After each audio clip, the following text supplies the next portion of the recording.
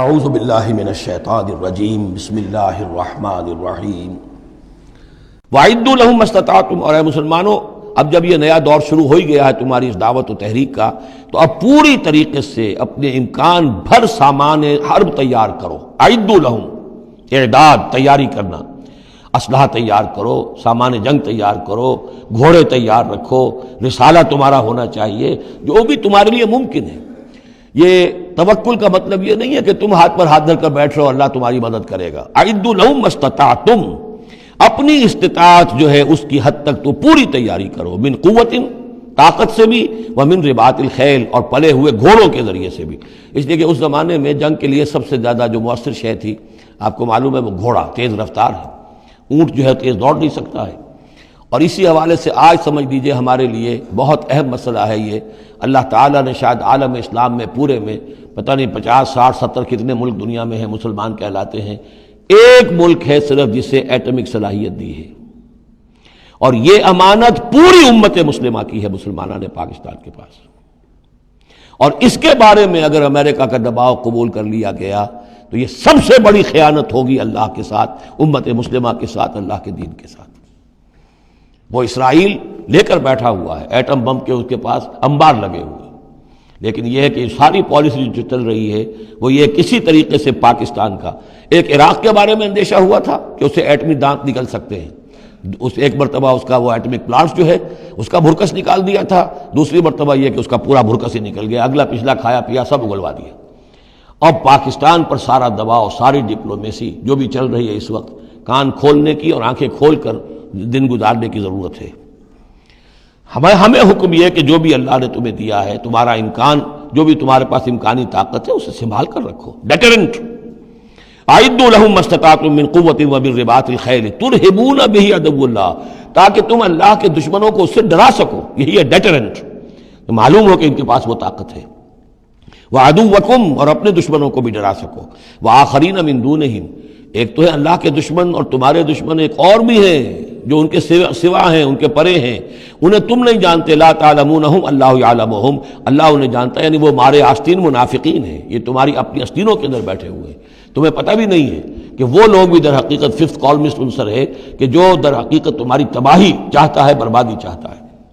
وما تنفقوا من شیء، اب ظاہر بات ہے کہ اگر ساز و سامان فراہم کرنا ہے، اسلحہ فراہم کرنا ہے، اور ساز و سامان کے لیے جو ہے گھوڑے تیار کرنے ہیں، تو انفاق کرنا پڑے گا۔ انفقوا مما رزقناکم وما تنفقوا من شیء فی سبیل اللہ یوفی الیکم، اور دیکھو جو کچھ بھی تم خرچ کرو گے اللہ کی راہ میں، وہ پورا پورا تمہیں مل جائے گا، پورا پورا دیا جائے گا۔ وانتم لا تظلمون، اور تم پر کوئی زیادتی نہیں ہوگی، تمہاری کوئی حق تلفی نہیں ہوگی۔ تم دو تو صحیح، اب وہ پورے 2 رکوع ذہن میں لے آئیے جو سورہ بقرہ میں ہم نے پڑھے تھے، کہ اگر کوئی شخص اللہ کی راہ میں مال خرچ کرتا ہے، فی سبیل اللہ خرچ کرتا ہے، تو جیسے ایک دانہ جو ہے وہ زمین کے اندر ڈال دیتے ہو، اس سے جو ایک پودا نکلتا ہے، اس میں سٹے ہوتے ہیں، 7 سٹے ہیں، اور ہر سٹے کے اندر 100 دانے ہیں، تو وہ ایک دانہ 700 دانے پیدا کر رہا ہے، اور اللہ تعالیٰ جس کو چاہے گا 700 گنا سے بھی زیادہ اجر و ثواب دے گا۔ کہاں صد کر رکھ رہے ہو اپنے پیسے، خرچ کر دو اسے، اس لیے کہ اب اس دعوت کا اور اس تحریک کا اور محمد رسول اللہ کی جو جد و جہد ہے اس کا وہ مرحلہ آ گیا ہے کہ اب ساز و سامان اور کیل کانٹے سے لیس ہونا ضروری ہے۔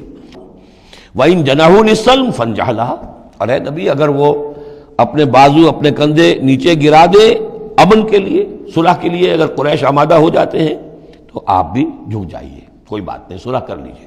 وَتَوَكَّلْ عَلَى اللَّهِ، اللہ پر توکل کیجیے، یعنی یہ کہ اگر وہ صلح کرنے کے اوپر آمادہ ہے صلح کر لیجئے، اور ڈریے نہیں کہ ہو سکتا ہے وہ چال چل رہے ہوں، نہیں، صلح کا جواب صلح سے دیجئے، لیکن یہ کہ اللہ پر توکل کیجئے۔ وَهُوَ السَّمِيعُ العليم، وہ سب کچھ إِنَّهُ هُوَ السَّمِيعُ العليم، یقیناً وہ سب کچھ سننے والا اور جاننے والا ہے۔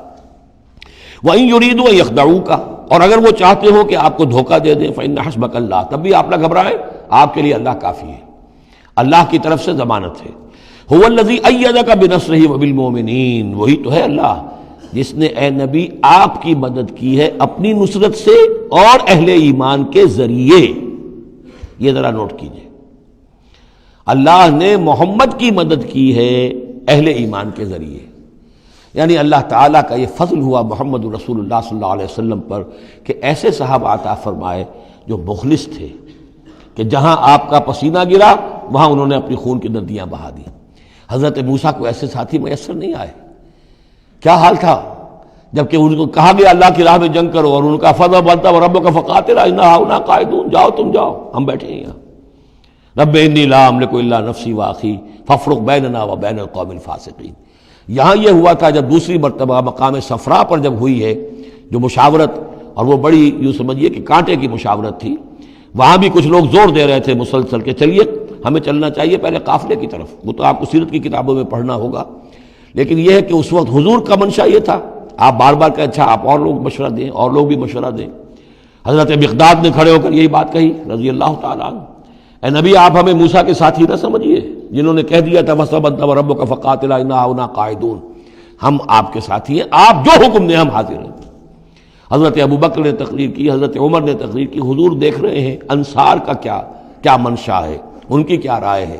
پھر کھڑے ہوئے حضرت سعد، انہوں نے کہا ہے کانک تعنینا یا رسول اللہ، اے اللہ کے رسول شاید آپ کا روح سخن ہماری جانب ہے، شاید اس وجہ سے کہ ہمارا جو معاہدہ ہوا تھا بیعت عقبہ ثانیہ میں وہ یہ تھا کہ اگر مدینے پر حملہ ہوگا تو ہم آپ کی حفاظت کریں گے، شاید یہ گمان ہے آپ کا. فَإِنَّا آمَنَّا بِكَ وَصَدَّقْنَاكَ، ہم آپ پر ایمان لا چکے، ہم نے آپ کی تصدیق کی، ہم نے آپ کو اللہ کا رسول مانا. اب ہمارے پاس کوئی آپشن نہیں ہے. خدا کی قسم اگر آپ اپنا گھوڑا سمندر میں ڈال دیں گے ہم بھی آپ کے پیچھے اپنی سواریاں سمندر میں ڈال دیں گے. اور خدا کی قسم اگر آپ ہمیں کہیں گے ہم اپنی اونٹیوں کو دملا کر دیں گے، برق الغماد تک جا پہنچیں گے، یعنی یمن کا شہر ہے برق الغماد، وہاں تک پہنچ جائیں گے چاہے ہماری اونٹنیاں لاغر ہو جائیں. اس کے بعد حضور کا چہرہ کھل اٹھا کہ انصار کی طرف سے بھی ان کے ایک رئیس نے یہ بات کہی ہے. پھر آپ نے کہا چلو اب بدر کی طرف. تو یہ اللہ تعالیٰ نے گویا کہ حضور کی مدد کی ہے اہل ایمان سے. هو الذی ایدک بنصرہ، ایک تو اللہ کی مدد آئی آسمان سے، فرشتے آئے، اور ایک وبالمؤمنین، اور اہل ایمان کے ذریعے سے آپ کی مدد کی ہے. من انصاری الی اللہ، کون ہے میرا مددگار اللہ کی راہ میں. وَأَلَّفَ بَيْنَ قُلُوبِهِمْ، اور ان اہل ایمان کے دلوں میں اللہ نے محبت پیدا کر دی.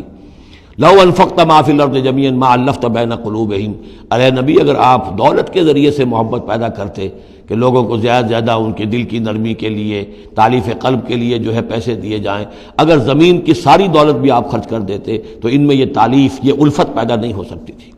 ولیکن اللہ الف بینہم، یہ تو اللہ تعالیٰ ہی نے ان کے مابین یہ الفت پیدا کر دی ہے. یہ ہم سورہ آل عمران میں بھی پڑھ چکے ہیں کہ تمہارا معاملہ جو ہے اذ کنتم اعداء فالف بین قلوبکم فاصبحتم بنعمتہ اخوانا، آیت نمبر 103 ہے سورہ آل عمران کی. وکنتم علی شفا حفرۃ من النار فانقذکم منها کذالک یبین اللہ لکم آیاتہ لعلکم تہتدون. تم تو تباہی کے آگ کے گڑھے کے کنارے تک پہنچ چکے تھے. ولیکن اللہ الف بینہم انہ عزیز الحکیم، یقیناً وہ زبردست ہے حکمت والا. یا ایھا النبی حسبک اللہ ومن اتبعک من المؤمنین، اے نبی آپ کے لیے اللہ کافی ہے اور وہ کہ جو پیروی کر رہے ہیں آپ کی اہل ایمان میں سے. ایک ترجمہ تو اس کا یہ ہوگا، یعنی جو اگر اوپر والی آیت کے ساتھ اس کو جوڑے، ایک یہ بھی ہو سکتا ہے اے نبی اللہ کافی ہے آپ کے لیے بھی، اور جو آپ کی پیروی کرنے والے ہیں مسلمان ان کے لیے بھی. ان کے لیے بھی اللہ کفایت کرتا ہے، ان کی مدد کے لیے، ان کو سہارا دینے کے لیے. تو یہ ایسی کنسٹرکشن ہے جملے کی کہ دونوں معنی لیے جا سکتے ہیں. صدق اللہ العظیم.